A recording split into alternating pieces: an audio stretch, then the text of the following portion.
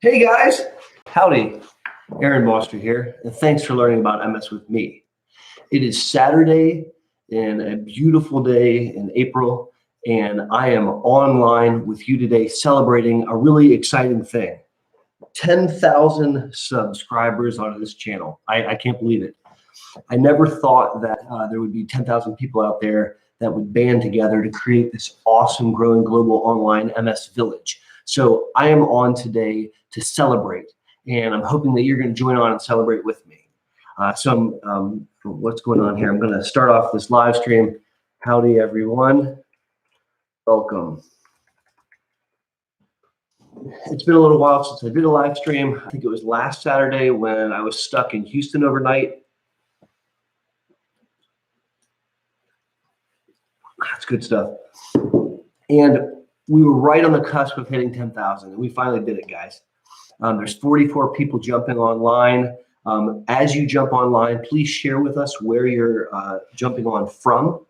As you know, it's really cool to see people from all over the globe that are banding together online and sharing the same goal, to energize, to empower, and to help educate people impacted by MS.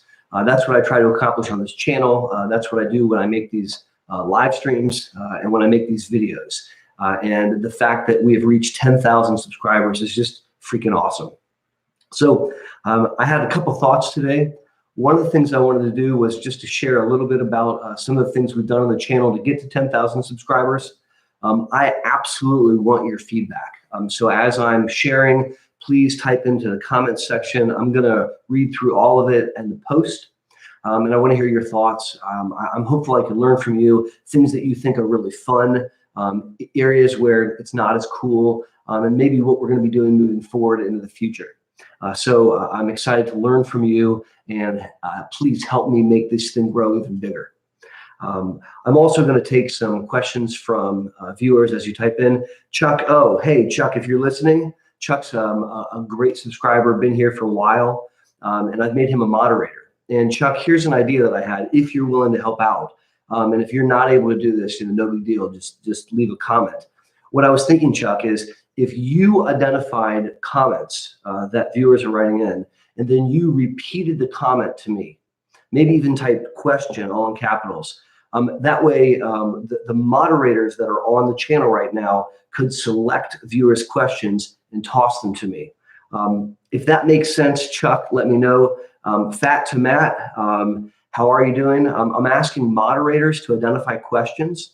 So Matt, if you're listening, as a moderator, please identify questions, copy the question, and then comment it back out. And I'm going to be looking for the moderators' questions, and those are the ones I'm going to be reading. Let's try that out and kind of see how it works. So if that makes, oh, thanks, Matt. Thank you, Chuck.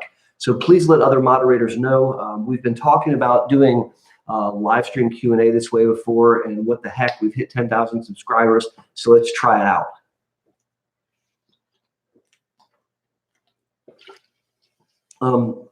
As we're waiting for people to jump online, one of the things that I was hopeful I could share with you is some channel logistics. And I hope that you don't find this boring, but I don't know that everyone that comes and visits the channel knows that I maintain playlists. So we have just around 250 videos on the channel, and I've organized them in playlists. So if you guys go to the top of the YouTube bar and you look and it says videos and it'll say playlist, and there are 33 playlists that I've made, and I'm just going to read down some of the names. The reason I bring this up is I hope that this is like a resource, like a library almost, where if you have a question about a given MS topic, you could jump onto this playlist and look down the list and see if you see the topic of interest. So I'm going to read these to you right now, just off my channel. And these are all playlists that I've made. So MS nutrition, MS research updates, decoding the neuro exam is a playlist. All of these live Q&As, these live streams that I do, I put into a live Q&A playlist. There's 25 of them in there. Straight Talk Multiple Sclerosis. There's 51 videos here, and these are on sometimes provocative or almost inflammatory topics. They're a lot of my own personal philosophy, and it's where I just kind of lay it out straight for you. So that's why I call it Straight Talk Multiple Sclerosis.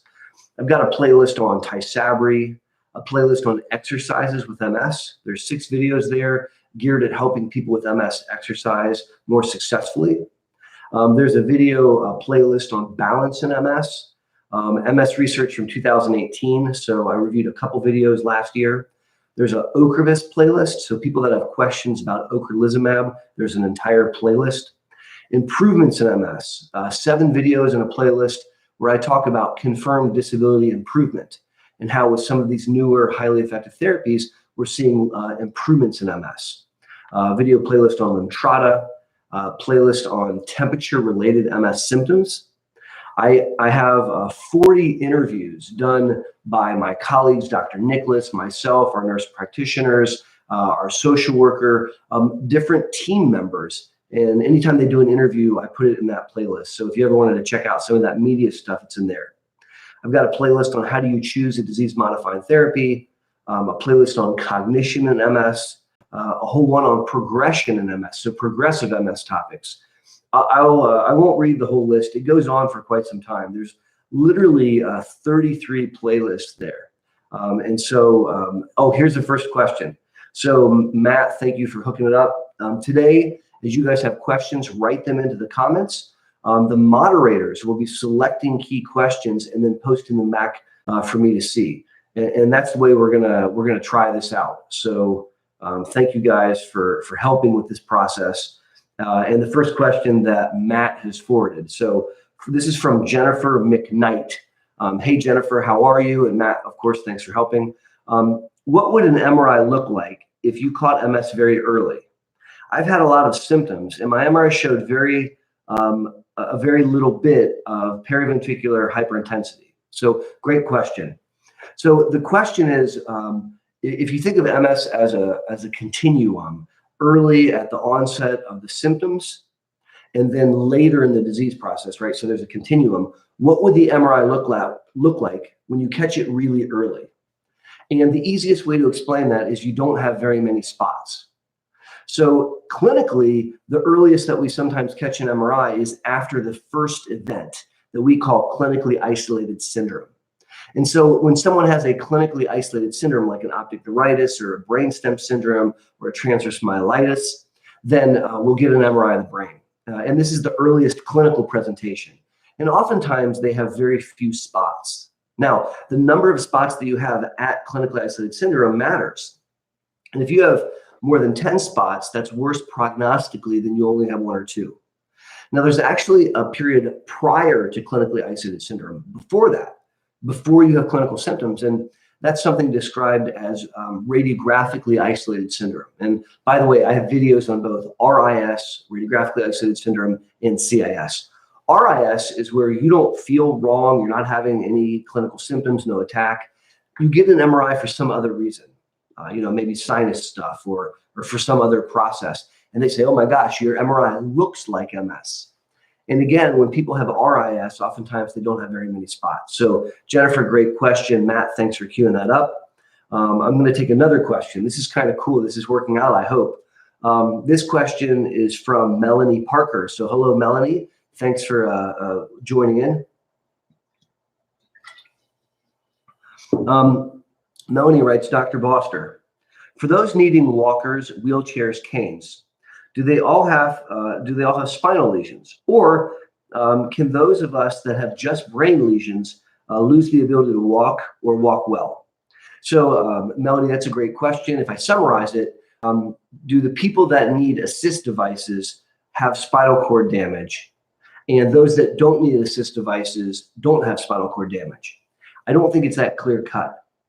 The reality is that the motor pathways, so the part of the computer, the brain, that encodes for movement is up in the brain. It's actually like up here in the frontal lobes. And then there's essentially like biologic wires that descend down the brain into the spinal cord, and then from the spinal cord to the nerves and the muscles. Damage anywhere along that pathway can cause weakness. So it doesn't just have to be in the spinal cord. It could be in the setting of MS, it could also be in the brain. And so I think that it's more common that people with spinal cord disease may need assist devices, but it doesn't mean that they're gonna and it doesn't mean that people without them can't. So I hope that helps. And that was a really good question. It's pretty solid. Thank you. If this is working for you guys, where you type in questions and the moderators select them out, give me a thumbs up and let me know in the comments, because this seems like it's a little bit more easy for me to handle than when I'm trying to read them all by myself. So here's a third question. This question is posed by Angela Harrell. So hello, Angela. How are you doing? Thanks for joining the live stream. We're celebrating 10,000 subscribers. And Angela writes, I'm a 44-year-old male who just started Ocrevus. I've never had chickenpox before. Should this be a concern? And if so, are there any recommended vaccines? So thank you for writing in. You know, I can't give you medical advice, so I can't give you the answer for you. So I'm not able to give medical advice on the interwebs. It doesn't make sense without knowing your full history, examining you, looking at your MRIs, looking at all your laboratories, etc. To speak in generalities, you want to get all your updated vaccinations prior to starting Ocrevus. And, you know, I'm thinking 6 weeks leading up to 2 weeks beforehand. I don't recommend live vaccines, generally speaking. I don't think very many MS neurologists do. And if you need an updated vaccine, the best timing is just before the next Ocrevus. So I like to think about 4 weeks leading up to 2 weeks prior to the next Ocrevus. That's somewhat of my opinion. And of course, you have to talk to your provider about what makes sense for you, because there could be a multitude of specific circumstances where you might alter that. But just to speak in generalities, those are my thoughts. And I would definitely bring that up to your MS provider and say, hey, man, is this something that I should do? So good question. All right. So let's see. Right now, I think that we're caught up with those questions. I've got a ChuckO, the moderator, has posted a question from JT. Talk about quality of life. How do I convey to my doctor that my quality of life is not improved over the past 4 months and I'm still very frustrated? JT, that's a really great point. You know, it's 2019 and it's not acceptable to just not have attacks. Hold on, I've got an alarm going off. 1 second. Alexa, stop. Sorry, guys, I had Alexa set in the other room, and if I didn't tell her to stop, she'd just keep going. JT asked about quality of life, and it's not acceptable just to stop attacks. It's not acceptable just to slow disability or just to improve the MRI. Those are goals of MS care, but in 2019, I also think we have to think about quality of life. Because if we slow your disease down and you're miserable in the process, I don't think we've done the best job possible. In order to do the best job, I think we have to try to slow the disease down as much as humanly possible, and we have to improve your quality of life. Now, how do you improve quality of life?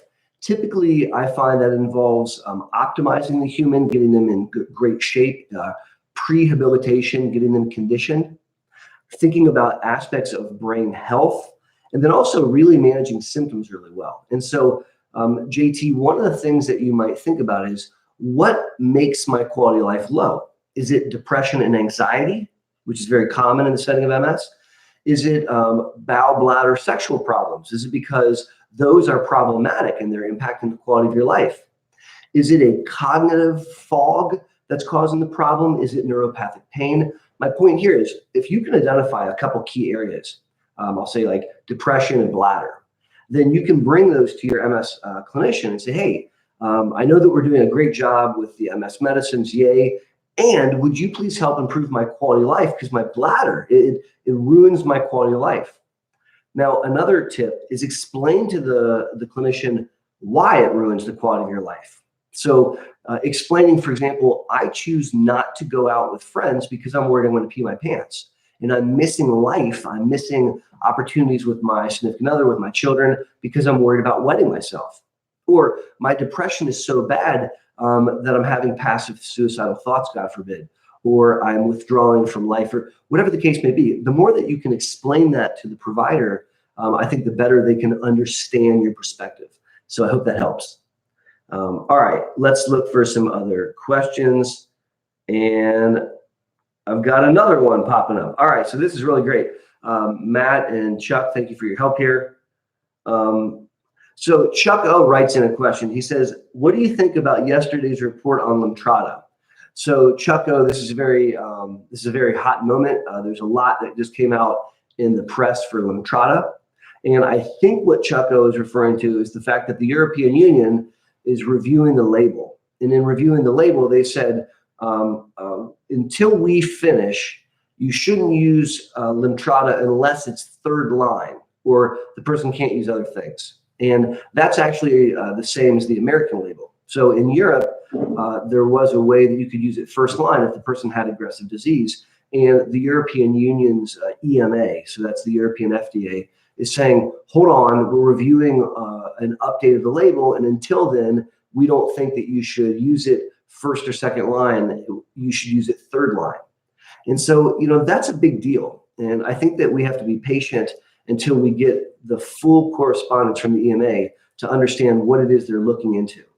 Maybe they're updating the autoimmune risks. Maybe they're updating the infusion reactions. So I think that we have to tune in. One second. And I think that we're going to know more soon. Great question, Chuck. All right, so there's a question from Aaron Dawson. Hello, Aaron. How are you doing? So many people regain the life abilities after Lemtrada, she writes. Is there any hope or things that can be done to help patients get back what they've lost? Or is the damage really permanent? So this is a very complex question. And if I unpack it, we have to be very careful about the way that we talk about these features and what we mean with the words. And let me break this down. When you have accrual of neurological disability, when you develop a neurological deficit, you've lost a function. So I'll use the example of you've lost the function of balance. So you're not balanced as well as you used to. When you walk, you're off balance and you may stumble, you may fall, let's say. Now you could have this for a multitude of reasons. Not to be silly, but like when you get drunk, that happens. So when you get drunk and you're off balance and then you sober up, that goes away. Now, I'm not trying to be silly. I'm trying to make a point that is a reversible neurological deficit. Now, damage from MS, some of it is permanent, but keep in mind that the brain can rewire and learn, and some of the damage is inflammatory. And when the inflammatory part goes away, there's a significant recovery. So not all of the stuff going on neurologically in MS is irreversible. And so my point here is you can regain function lots of different ways. So for example, I'll use that balance thing. Now let's pretend part of the problem with balance is the individual was overweight, just one of the factors. And so their balance wasn't good and they fell a lot. They had a functional problem with staying upright because they were overweight and their legs were weak. If you strengthen their legs and help them lose weight, as I touch my belly, help them lose weight, you've improved their balance because you've made the physics easier. It's not that their cerebellar function, that controls balance has markedly improved, but you've improved the physics so that you don't weigh as much and that your legs are stronger and can handle the weight better. So I could say a lot more, but it's not always permanent is the punchline. Sometimes it is, but we want to optimize what we can. And oftentimes we can improve function using a multi-pronged approach. Great question. So we've got some other questions that have popped up, and I want to make sure I don't skip any. And so here's a question that says the following. Why do you believe that MS affects African Americans so severely? That's not a lot of info out there for African Americans on the subject, and we get diagnosed incorrectly for years with everything else. All right, so I'm not sure who wrote this question. It's not my opinion that African Americans have a more aggressive disease course. That's not something I think. That's proven. That is a known fact. And in fact, there's a tremendous amount of data supporting that. This is not conjecture. This is not opinion. This is not just like one guy's observation. There is excellent epidemiologic data looking at large data sets of populations of people with MS. And African Americans tend to progress faster in their disease process as compared to Caucasians. Now, there's a lot that goes into that, but I just want to leave things there. And if you type into PubMed, which is a repository of all medical literature, multiple sclerosis, African American, I think that you'll remark that there's a lot of articles and a lot of research done trying to understand this on multiple different levels. So I hope that helps clear things up.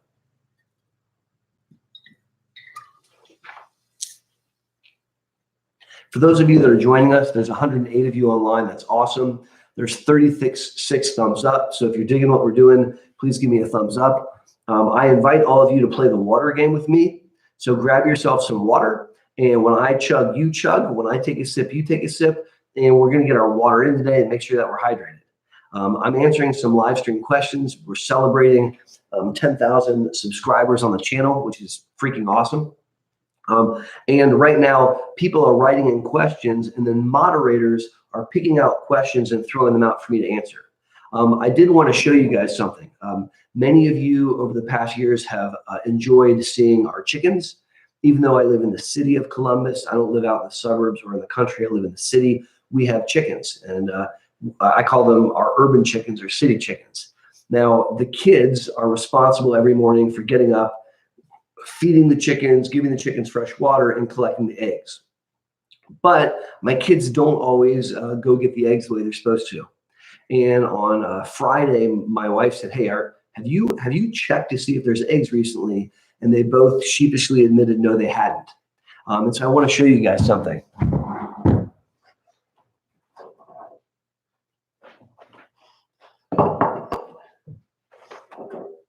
So these are bowls of eggs. I mean, there's probably, close to a dozen eggs in this bowl. There's 1,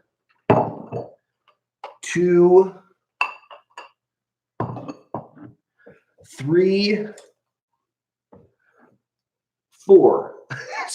So there's like 1 million eggs that were out in the chicken coops that the kids had ignored, I think, for probably a handful of weeks.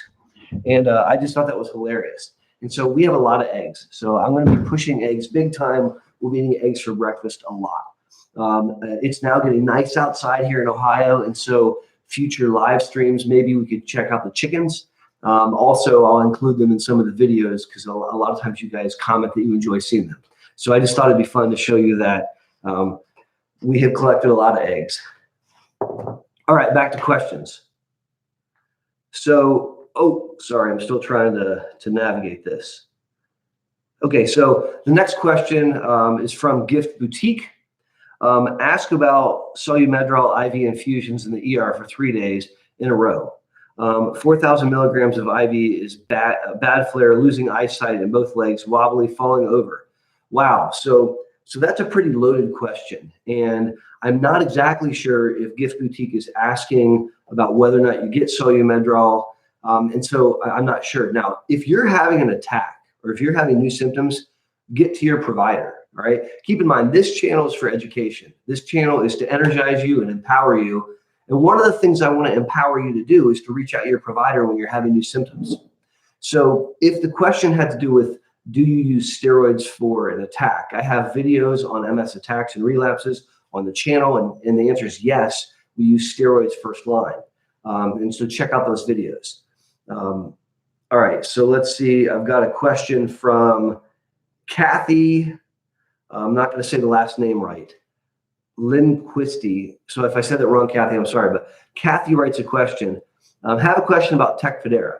So how long does it take to full effect in the body?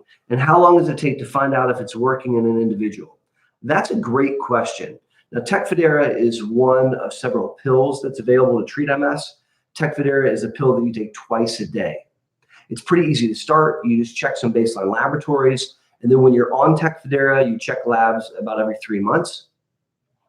There's some side effects with Tecfidera, some facial flushing and some GI stuff that normally goes away on its own and is pretty tolerable. I think from an efficacy standpoint, Tecfidera is a moderately effective drug. It's not, in my opinion, as efficacious as the infused drugs, the monoclonal antibodies, the IVs, but I most certainly think that Tecfidera probably outperforms the shots, the injections. The question is, how long do you need to be on it before you can tell it's working, and when do you know it's working? And so that's a great question. I think that you have to give Tecfidera probably at least 6 months before you can feel relatively confident. So if you start Tecfidera and 2 months or even 3 months into it, you have an attack or a new spot on an MRI, I don't think you can throw tech out yet and say, oh, that didn't work. I think it's going to take longer than that. So I hope that helps address your question. So AJHR is on. She's one of our moderators. AJHR, thank you. And so has copied a question from Tommy. Tommy asks, why and what can you do about weight gain on prednisone?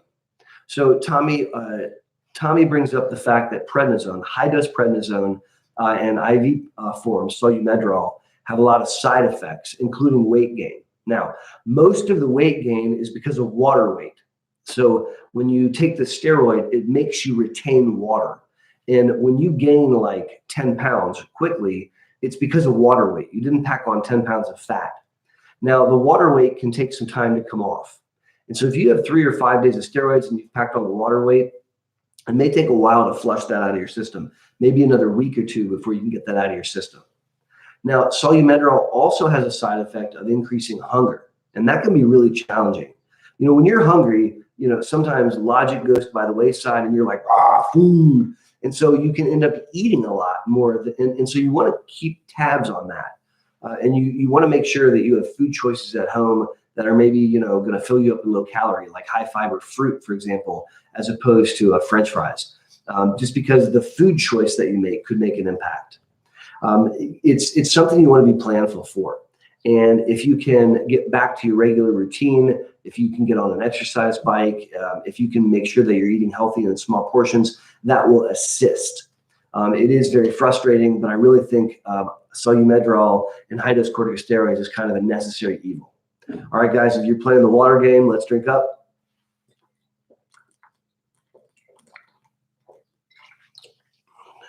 All right, so looking at some more questions.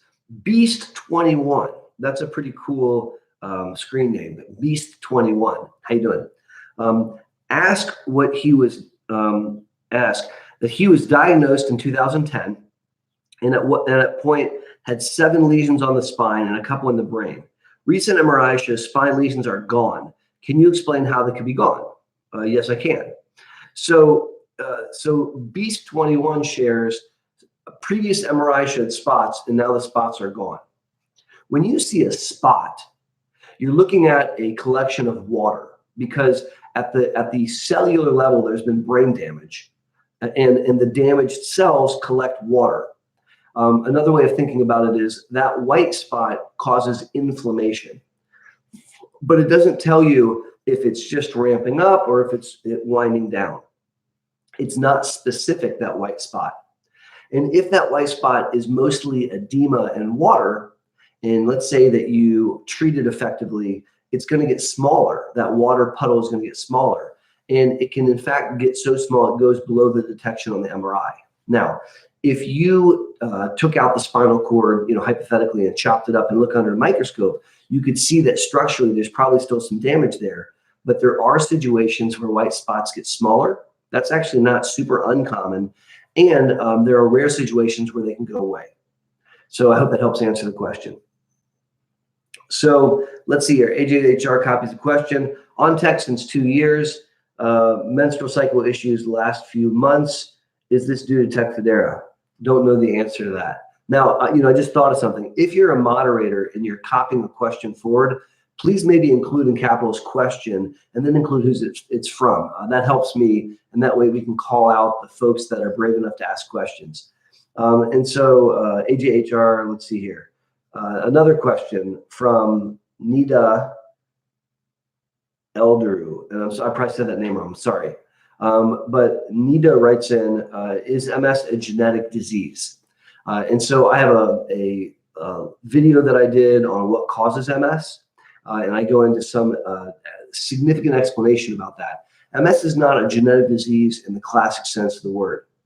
If someone has MS, their first-degree relatives are at higher risk to develop MS compared to the general population, but it's not like 1 in 2 of their children or all of their children will get MS.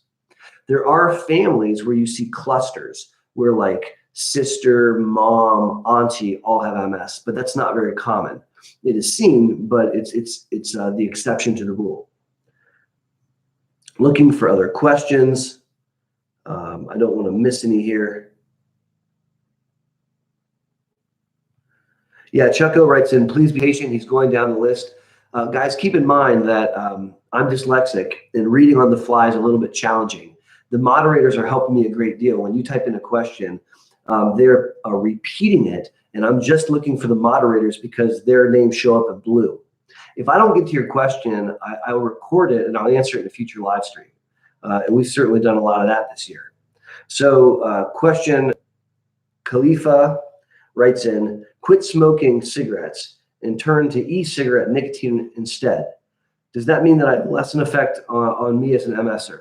So that's a wonderful question. They're sharing that they were smoking analog cigarettes that you would combust, and now they switched to an e-cigarette.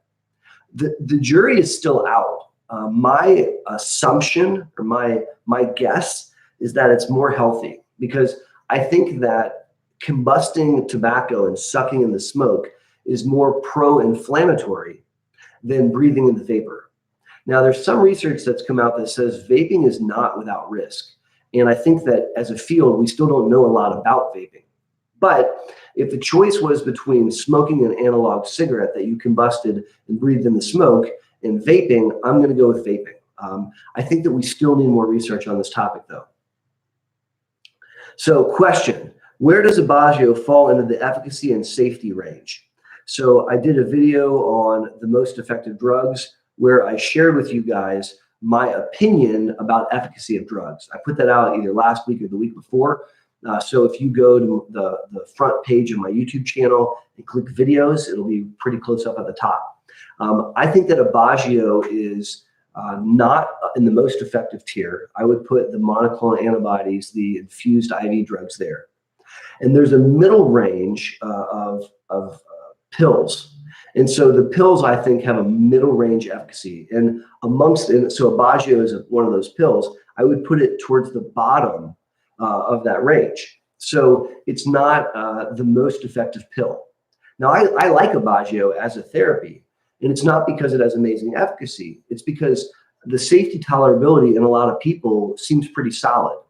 And there are individuals and there are age groups and other situations where we're not looking for the most effective.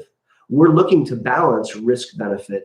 And I have videos on the channel where I talk about de-escalation, treating the second half of the disease. And I think that's really where, for me, Aubagio makes the most sense. And that's just my opinion. It doesn't make me right, as I like to say. It just makes me opinionated.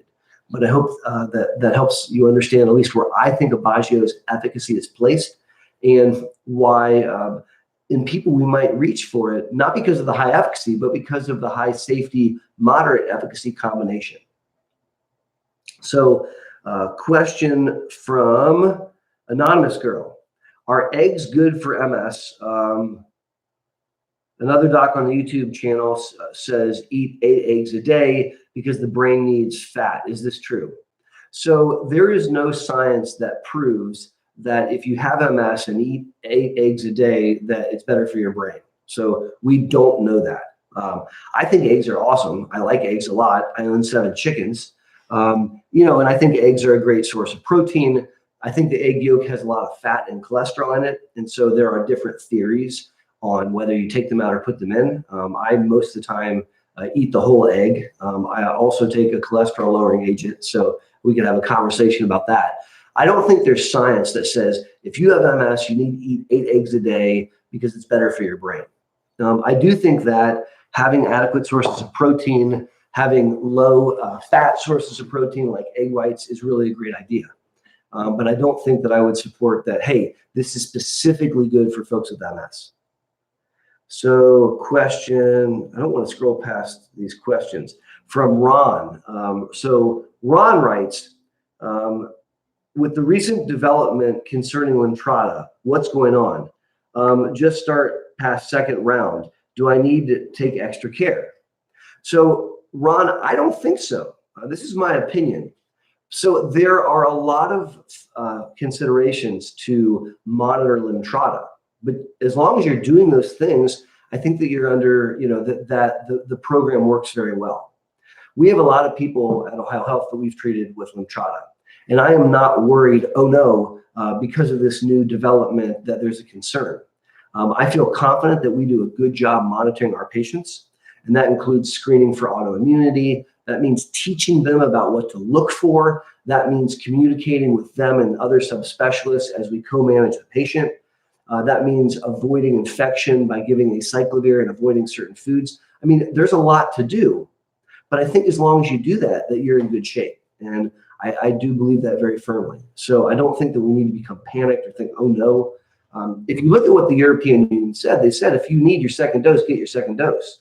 And they didn't say that they're removing the drug. They just placed it third line, which is in keeping with the American label. Hope that helps. All right, I'm trying to scroll up, but I don't want to make it jump because then I lose my place. So will having your thyroid removed affect your MS? From Laura.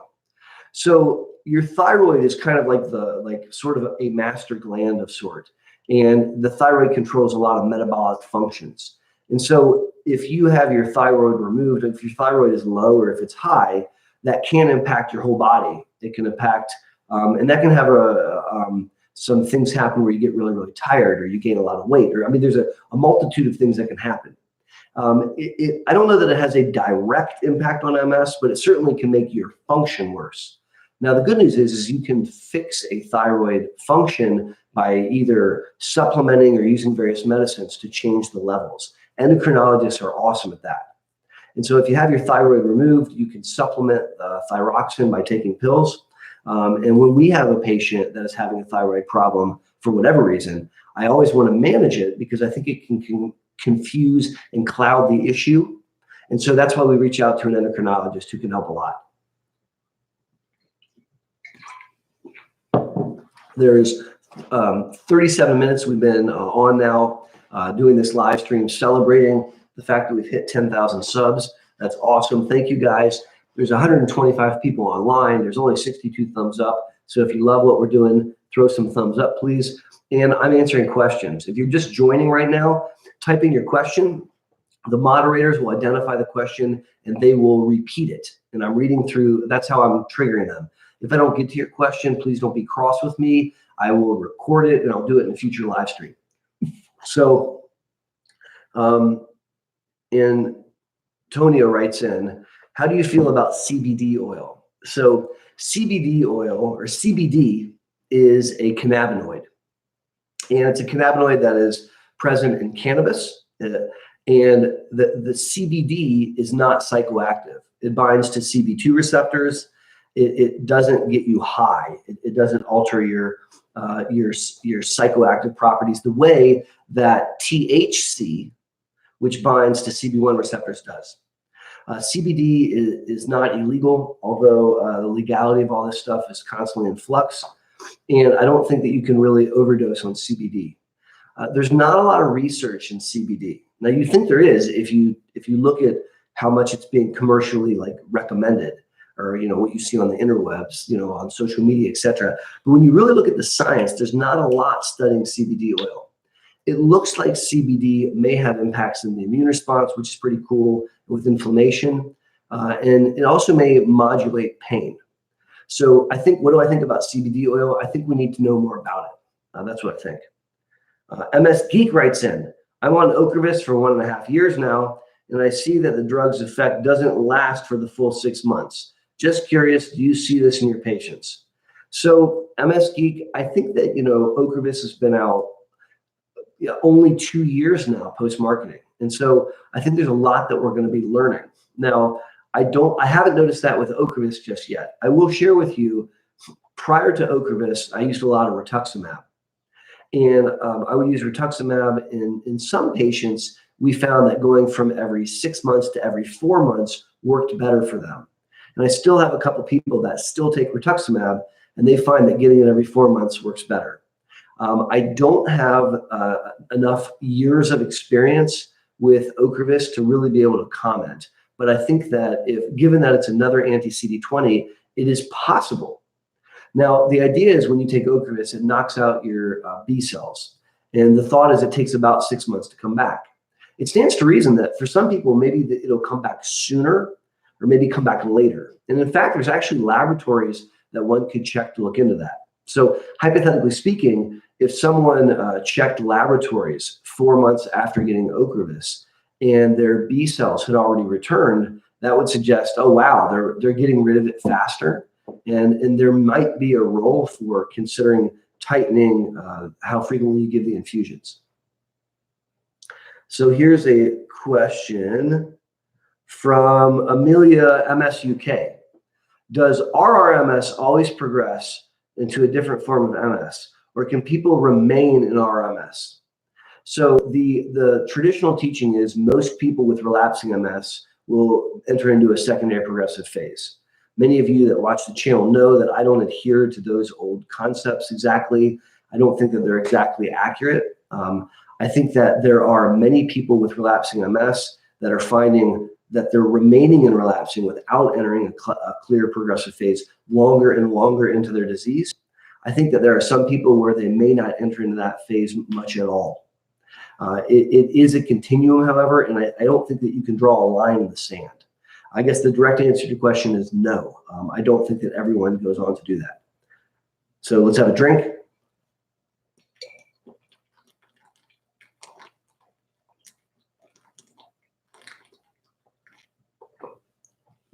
Well, that's good stuff. So let's look for some more questions. So here's a question, another question.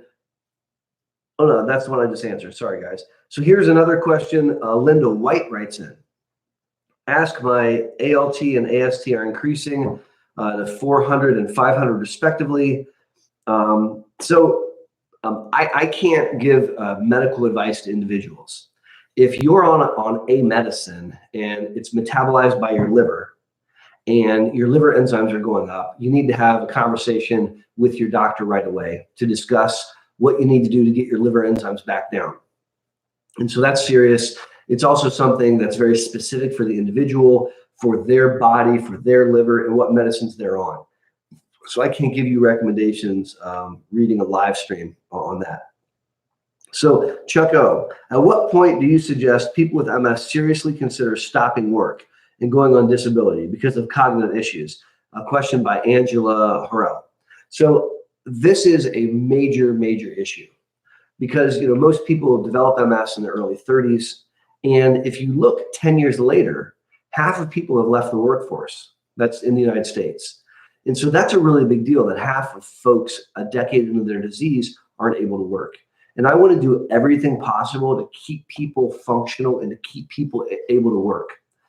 When people are really struggling, and I have some videos on this, by the way, guys, working with MS. You can look up that video. When people are struggling, I think the first thing you need to do is try to optimize them, try to rehab them with physical therapy, with occupational therapy, with speech therapy.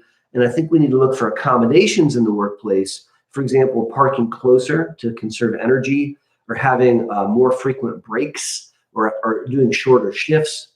And if it's a cognitive issue, then being cognizant of that maybe working in the first half of the day as opposed to the second or third half of the day works out better. There's a lot of considerations. If it looks like that's not working out, getting a functional work capacity through physical therapy or through physical medicine folks, and getting neuropsych testing are next steps to really better understand the degree of disability cognitively with the neuropsych, and then functionally with the physical medicine evaluation. That gives us the information that we need so that we can really make decisions about work. I think that there are some intrinsic benefits to working that are good for the person with MS, and I talk about that in that video. So if you haven't seen that, then definitely check that out. Yeah, so Anonymous Girl says 8 eggs a day. It's kind of crazy. All right, so we're caught up with the questions for the time being. I really appreciate the moderators that are on right now. Thank you, ChuckO. Thank AJ's HR. Thank Matt. I really appreciate you guys helping identify questions and throw them forward. That works out really well. I was sharing with you about some channel logistics, and I shared with you that I have all these playlists. Another thing that I wanted to remind everyone is that I can't answer your own specific medical questions. I can't give you medical advice. So a lot of people in the comments will write about their specific situation, and they'll try to give me some details and then ask for medical advice. And I hope you understand I can't do that. I oftentimes will write back and say, I'm sorry, I can't answer you, or there's not enough information. I will probably start to just delete those comments because I think they may be confusing. And I just want to remind everyone that I'm not able to answer your specific medical questions. I'm a doctor, I'm a neurologist. I see patients in clinic during the work week. And if you guys want a consultation, come to Columbus, Ohio. We can do that for sure. This channel is not for that. This channel doesn't replace seeing your neurologist or seeing your doctor. This channel is to help educate. It's to help energize and empower folks impacted by MS. So I've got another set of questions here. Do you think drugs that actively promote myelin repair will be available anytime soon? Do you think that these drugs will dramatically improve symptoms?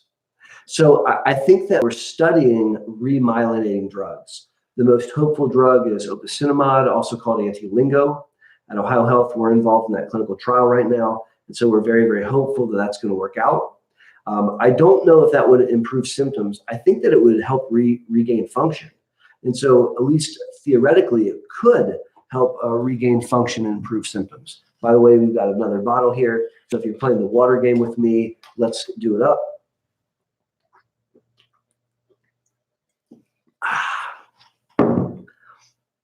All right. And that question, I believe, was from Joel.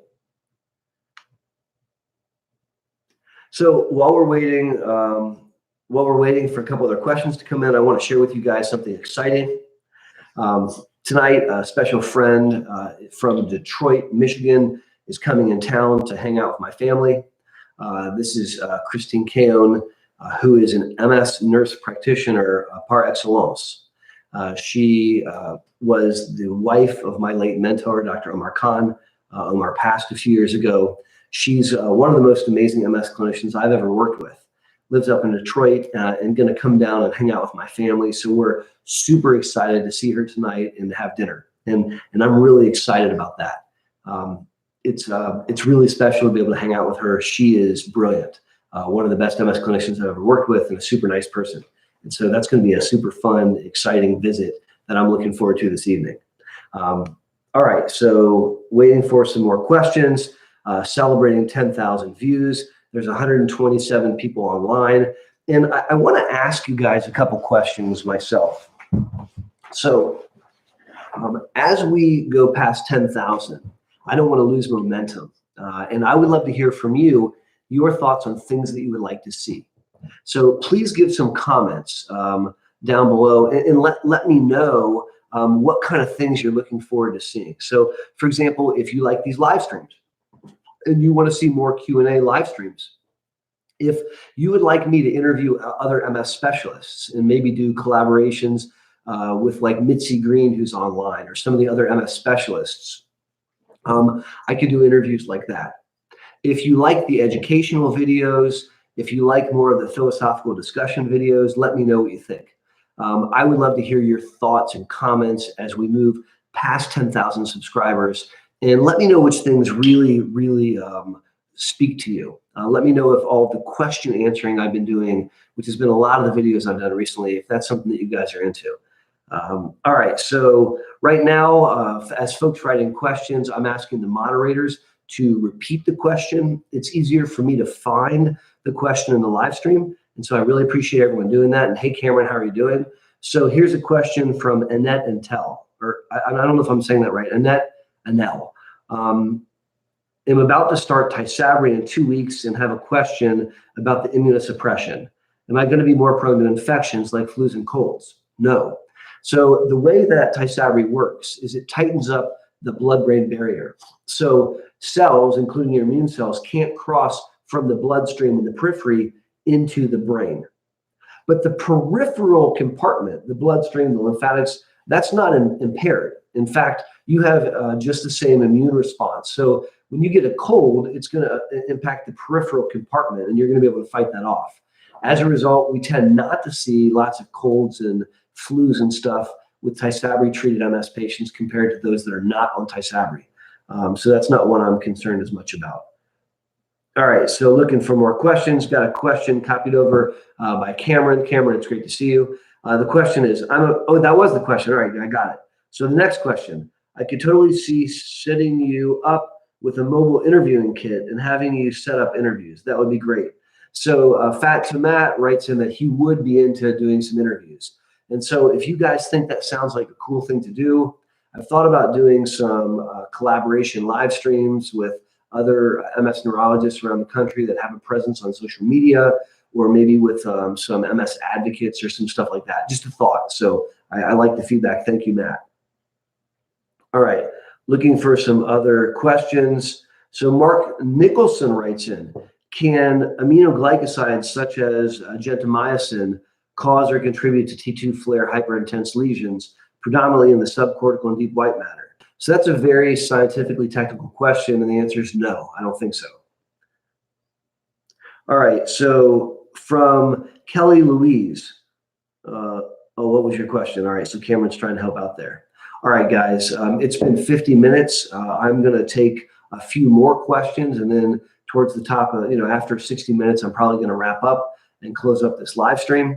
I have to share with you, I love doing these live streams. It is super fun for me to interact with you guys. I love the fact that there's this giant growing online global village. And I believe that making the village as big as possible is the right way to go. I think that people impacted by MS need the biggest village possible. And I want us on this channel and this global village to be members. I want us to be there to support one another. And so I just adore jumping online and talking to you guys. This is super fun for me.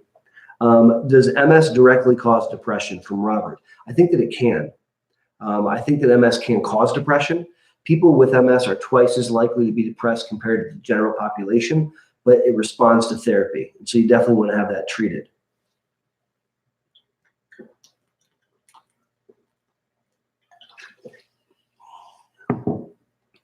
So a question from Gillian Martin, what does a black hole mean? So a black hole is a reference to an MRI feature. When you obtain an MRI, and there are different sequences, like different kinds of pictures, but there's a picture which would demonstrate if there's been an area of tissue loss, where the tissue, the axons, the neurons died, and what's left is literally a hole. So there's a dark spot. And the MRI terminology is a T1 hypointensity, or a dark spot. And they're commonly called a black hole. And so the number of black holes, or the total volume of black holes, correlates with disability. So more is bad. And so it's a feature on the MRI. I have a video where I talk about atrophy and black holes. And so if you haven't checked that out, there's some more information you can find. And so here's a question. I wanted Dr. B's opinion on the best mix of the safety and efficacy of MS. I'm currently on Tysabri. So that is different for every human being. And it's different across time. So for a given individual, the risk benefit may be different than another given individual. And for that same person, as they age, as there's other comorbid features, that risk profile can change. So it's very individualized. I can't write out a rubric that says, haha, this is the answer. So vitamin D is almost a requisite supplement in MS, it seems. I think that's true. There's a question, are the new MS drugs Mayzent and Mavenclad IV or pills? So Mayzent, and the real name is Siponimod, is a Gilenya Me2 pill taken once a day. That's a pill taken once a day. Mavenclad, which is cladribine, is sort of like a reverse birth control pill. You take a pill a day for 5 days in a row, nothing for a month, a pill a day for 5 days in a row, nothing for a year, and then in the second year you repeat.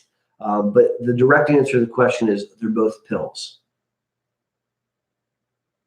All right, we're a few minutes left on this live stream. I've got 95 thumbs up. Thank you guys. If you like what we're doing here, please give it a thumbs up.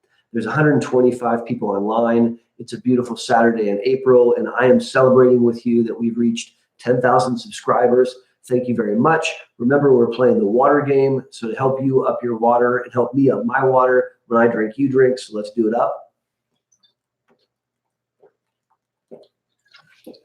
And I'm trying out this new way of answering questions where you write in your question in the live stream, and then one of the moderators will copy it forward. And the moderators are in blue, so it's easier for me to find them, and so I can read the questions. So here, AJHR, the moderator, has copied a question from Anonymous Girl, who writes, are the new MS drugs, Mazin and, I'm sorry, it's still hard for me to find them. I already answered that. Mazin and Mavenclad are in fact pills. That's true. So there's a question here. I just got referred to a neurologist that specializes in MS after getting MRI results showing flares in the brain. What is the best questions that I could ask the new doctor about my MS diagnosis? So I have a video on the channel where I talk about getting ready for your visit. So preparing for your MS visit. So if you go in the videos, you can search for preparing for your MS visit, where I go over that question in some significant detail. All right, guys, I'm going to wrap up. This has been awesomely fun. Let me thank each one of you. There's 120 people online right now. We had, I think, upwards of 125. This has been a great celebration for me. I want to thank each and every one of you subscribers. If you're watching this live stream or watching the replay and you haven't subscribed, please consider doing so. I will continue to try to jump online and do live streams. I will continue to put out videos with the goal of putting out 1 to 2 a week. I depend on your comments and your feedback. And by the way, they get me fired up and they energize me. So I love them. And I love hearing your ideas to make this channel better, to help continue to empower people with MS, to help educate and to help energize folks impacted by MS. Once again, my name is Aaron Boster, and thank you for learning about MS with me. And until my next live stream and until my next video, take care.